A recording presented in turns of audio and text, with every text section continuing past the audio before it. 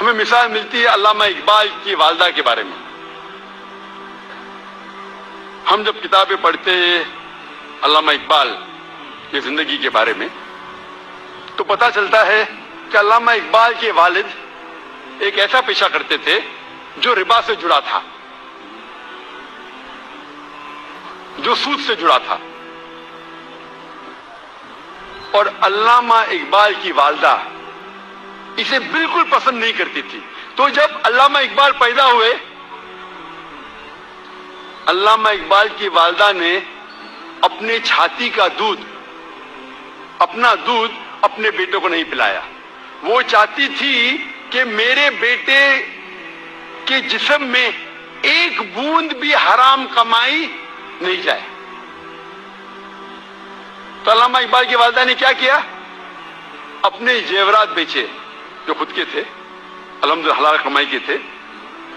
زیورات کو بیچ کے ایک بکری خریدی اور اس بکری کے دودھ سے پرورش کی علامہ اقبال کی. اللہ نے پھر ان کے شوہر کو ہدایت دی اور وہ بھی سیدھے راستے پہ آ گئے. اور پھر اللہ نے ایسا شخص، علامہ اقبال جیسا شخص بنایا. ایسے کئی مثال ہے. اور ایک مثال ہے والدہ کی، شیخ عبد القادر جیلانی کی رحمۃ اللہ علیہ. شیخ عبد القادر جیلانی رحمۃ اللہ علیہ الحمدللہ توحید پہ تھے اور انہوں نے اس شہر ہندوستان میں اسلام کا دین پھیلایا. ان کا بڑا ہاتھ ہے اور وہ توحید پہ تھے. اسلام کا صحیح پیغام گھروں تک پہنچایا.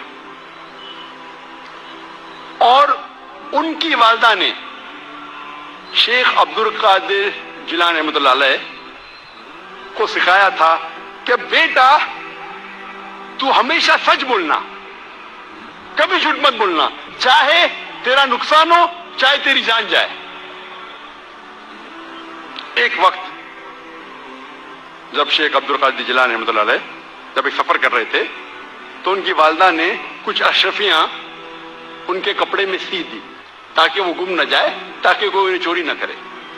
جب وہ سفر پہ نکلتے ہیں تو ایک ڈاکوؤں کا گروہ انہیں پکڑ لیتا ہے اور جب جانچ پڑتال کرنے کے بعد کچھ پیسہ نہیں ملتا ہے تو وہ ڈاکو کہتے ہیں شیخ عبد القادر جیلانی رحمۃ اللہ علیہ سے کہ تیرے پاس کچھ پیسے نہیں؟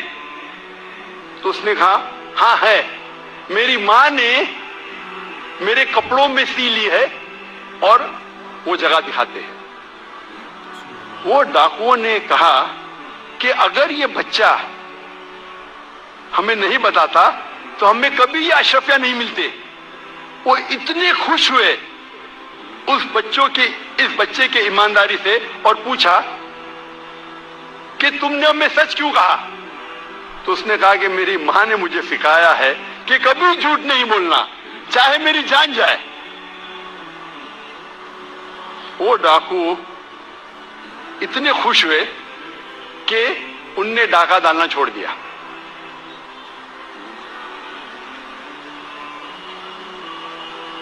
ایسے کئی مثال ملتے ہیں.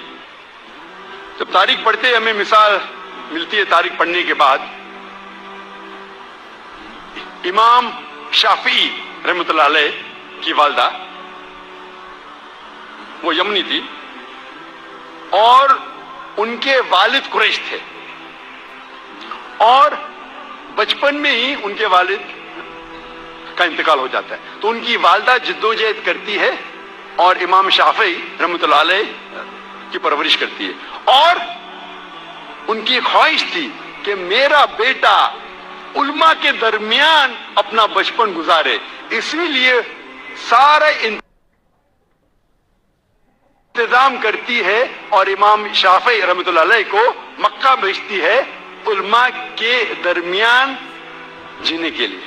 تو بچپن سے امام شافعی رحمۃ اللہ علیہ علماء کے درمیان اس کی پرورش ہوتی ہے. اور اللہ سبحانہ و تعالی ایسے ایک امام کو کھڑا کرتے ہیں، امام شافعی رحمۃ اللہ علیہ. قربانی تھی، پلاننگ تھی اس کی والدہ کی، مستقبل سوچا ان کے والدہ نے. میں اور ایک مثال دوں گا امام بخاری کی رحمۃ اللہ علیہ. امام بخاری کی والدہ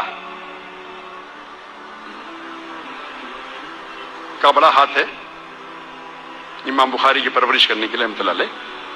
اور سب جانتے تھے کہ بچپن سے ہی امام بخاری رحمۃ اللہ علیہ کی یادداشت بہت بہترین تھی, بہت پختہ تھے.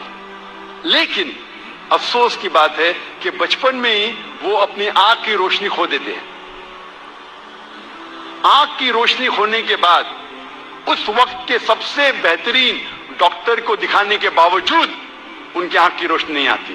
اس کے بعد امام بخاری رحمۃ اللہ علیہ کی والدہ روز لگاتار اپنے رب, اپنے خالق اللہ سبحانہ و تعالی سے دعا کرتی ہے کہ میری بیٹی کی روشنی لوٹا دے.